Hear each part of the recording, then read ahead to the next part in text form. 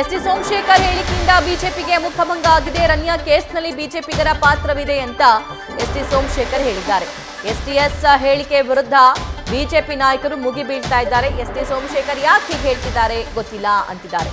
ಈ ಬಗ್ಗೆ ಸಮಗ್ರ ತನಿಖೆಯಾಗಲಿ ಅಂತ ವಿಜೇಂದ್ರ ಮಾತಾಡಿದ್ದಾರೆ. ಎಸ್ಟಿ ಸೋಮಶೇಖರ್ ಯಾವ ಪಾರ್ಟಿಯಲ್ಲಿದ್ದಾರೆ ಹಾಗಾದ್ರೆ ಅನ್ನೋ ಪ್ರಶ್ನೆ ಮೂಡ್ತಿದೆ.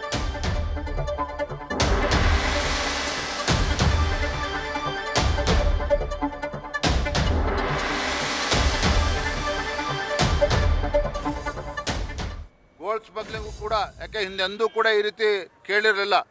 ಒಬ್ಬ ಹಿರಿಯ IAS ಅಧಿಕಾರಿಯ ಮಗಳು, ಇವತ್ತು ಕೆಲವು IPS ಅಧಿಕಾರಿಯ ಮಗಳು ಇವತ್ತು 30-40 ಬಾರಿ ದುಬೈ ಹೊರದೇಶಕ್ಕೆ ಹೋಗಿ ಬರ್ತಾರೆ. ಬೆಂಗಳೂರಿಗೆ ಬಂದಾಗ ರಾಜಾತಿಥ್ಯ ಅವರಿಗೆ ಯಾರೂ ಕೂಡ ಅವ್ರನ್ನ ಚೆಕ್ ಮಾಡೋದಕ್ಕಾಗೋದಿಲ್ಲ.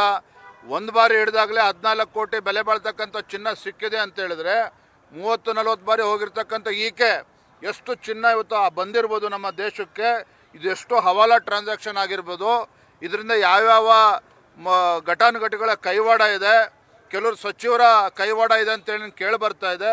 ಹಾಗಾಗಿ ಸಮಗ್ರ ತನಿಖೆ ಆಗಬೇಕು ಅಂತೇಳಿ CBI ತನಿಖೆ ನಡೆಸ್ತಾ ಇದೆ. ಆದರೆ ಸದನದಲ್ಲಿ ಚರ್ಚೆನೂ ಕೂಡ ಆಗಬೇಕಿದು. ಎಸ್ಟಿ ಸೋಮಶೇಖರ್ ಅವರು ಯಾಕೆ ಹೇಳಿಕೆಗಳನ್ನ ಕೊಡ್ತಾ ಇದ್ದಾರೆ, ಸರ್ಕಾರದ ಪರವಾಗಿ ನಿಂತಿದ್ದಾರೆ, ನಿಮಗೆ ಗೊತ್ತಿದೆ. ಇದಕ್ಕೆ ನಾವು ಭಾರತೀಯ ಜನತಾ ಪಾರ್ಟಿ ನಾವು ರಾಜ್ಯ ಮಟ್ಟದಲ್ಲಿ ತೀರ್ಮಾನ ತೆಗೆದುಕೊಂಡು ಕೇಂದ್ರದ ವರಿಷ್ಠರಿಗೆ ಕಳಿಸ್ಕೊಟ್ಟಿದ್ದೇವೆ. ಇದು ಎಲ್ಲದಕ್ಕೂ ಕೂಡ ನಾವು ಕೂಡ ಉತ್ತರ ಕಾಯ್ತಾ ಇದ್ದೇವೆ. ಒಂದು ಕಡೆ ಆಯಿತು. ಆದರೆ ಇವತ್ತು ಪ್ರಶ್ನೆ ಇರ್ತಕ್ಕಂಥದ್ದು, ಇವತ್ತು ಒಂದು ಕಡೆ ಪ್ರೈಸ್ ಹೈಕು, ಮತ್ತೊಂದು ಕಡೆ ಇವತ್ತು ರಾಜ್ಯದ ಮೂಲೆಗಳಲ್ಲಿ ಬಂದು ಇವತ್ತು ಅಂಗನವಾಡಿ ಕಾರ್ಯಕರ್ತರು, ಇವತ್ತು ಆಶಾ ಕಾರ್ಯಕರ್ತರು, ಅತಿಥಿ ಉಪನ್ಯಾಸಕರು ಅವರ ಬೇಡಿಕೆಗಳನ್ನು ಈಡೇರಿಸೋ ಯೋಗ್ಯತೆ ಸರ್ಕಾರಕ್ಕಿಲ್ಲ. ಮತ್ತೊಂದು ಕಡೆ ಗೋಲ್ಡ್ ಸ್ಮಗ್ಲಿಂಗ್ ಇಶ್ಯೂ, ಮತ್ತೊಂದು ಕಡೆ ಇವತ್ತು ವಿಶ್ವವಿದ್ಯಾಲಯಗಳು ಮುಚ್ಚುತ್ತಾ ಇರ್ತಕ್ಕಂಥದ್ದು, ಎಲ್ಲದ್ರ ಬಗ್ಗೆ ನಾವು ಸದನದಲ್ಲಿ ಚರ್ಚೆ ಮಾಡ್ತೇವೆ. Who is S.T. Somshekar? Which party he is?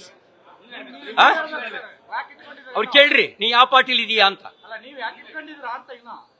ತಾಂತ್ರಿಕವಾಗಿ ಬಿಜೆಪಿ ಇರಬಹುದು, ಭಾವನಾತ್ಮಕ ಸಂಬಂಧ ಇಲ್ಲದೆ ಇರೋನು ಇದ್ರು ಒಂದೇ ಇಲ್ಲದೆ ಇದ್ರು ಒಂದೇ.